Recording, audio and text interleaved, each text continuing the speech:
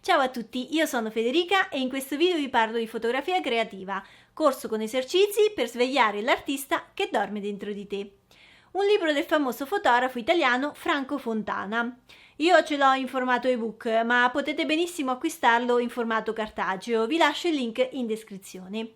Franco Fontana ha fatto del colore un elemento di rivoluzione, in un periodo in cui spopolava il bianco e nero. Fontana infatti è nato agli inizi degli anni 30 e da subito trascura il bianco e nero in favore del colore che diventerà il suo tratto distintivo. La sua fotografia si distingue per una ricerca estetica focalizzata sull'espressione del colore. È uno dei fotografi italiani contemporanei più celebri a livello internazionale. Le sue opere sono esposte in tutto il mondo, sono state acquisite da oltre 50 musei, tra cui il Museo d'Arte Moderna di Parigi, e ha pubblicato oltre 60 libri in tutta la sua carriera.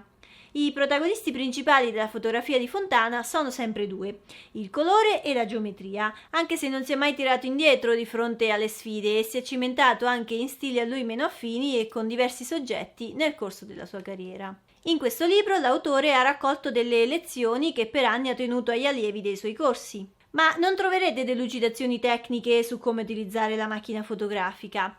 E vi dirò di più, non credo sia un libro adatto a tutti.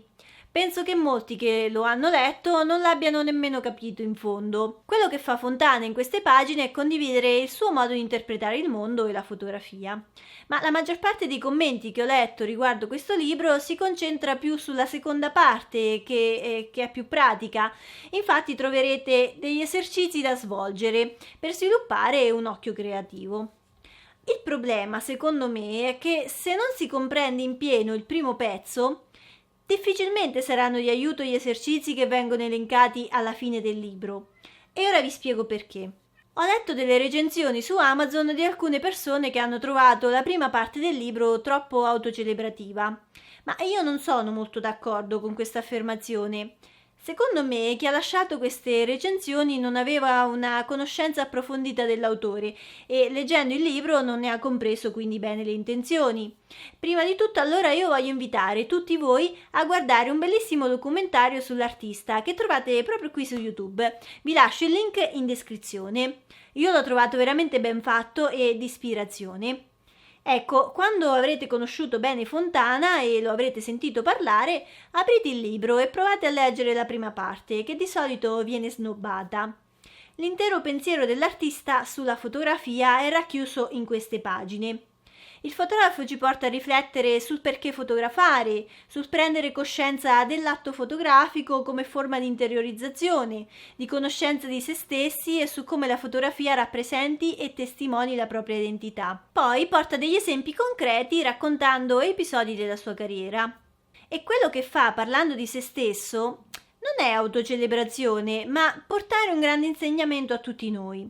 In 40 anni di professione, Franco Fontana realizza non solo delle opere che sente sue, ma si mette sempre in gioco e fotografa di tutto e di più, mantenendo però sempre salda la sua identità, anche quando la committenza sembrava lontana dalla sua sensibilità.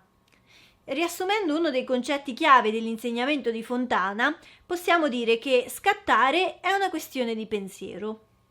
L'artista non deve ritrarre la realtà. Il compito della fotografia creativa non è illustrare o rappresentare, ma esprimere.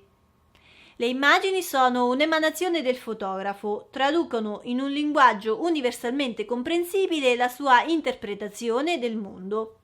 Non possiamo vedere altro se non quello che abbiamo già visto dentro di noi. E Fontana racconta che scattò trovando ciò che era dentro di sé, togliendo il superfluo, leggendo il necessario, fotografando per sottrazione. Per creare dovrete fare il vuoto dentro di voi, dice Fontana, e continua, gli esercizi che troverete più avanti nel libro vi aiuteranno a disarredare il vostro spazio interiore. Esiste in fotografia un momento in cui l'artista intuisce dove vuole andare a parare. È l'intuizione creativa, nulla di definito, ma un istante nel quale tutto si fa chiaro.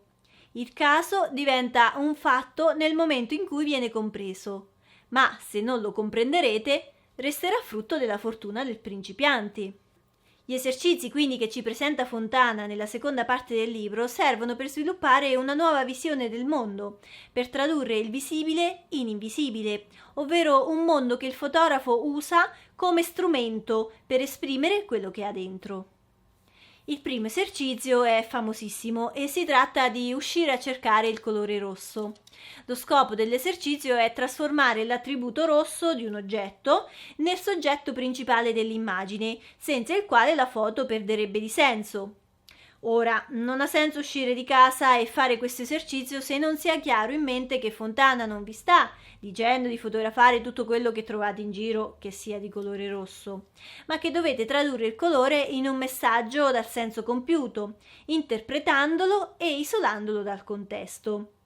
Se invece avete letto e compreso bene la sua filosofia, gli esercizi che il fotografo ci propone si trasformano in una bella sfida, per niente semplice e banale. Spero di avervi incuriosito almeno un po'. Come vi ho detto, vi lascio il link in descrizione del documentario su Franco Fontana se volete approfondire e il libro Fotografia creativa che spero di avervi fatto apprezzare. Fatemi sapere se voi l'avete letto e le vostre impressioni, se la pensate come me oppure no. Io come al solito vi ringrazio per aver guardato questo video e ci vediamo la prossima settimana con un nuovo tutorial. Ciao!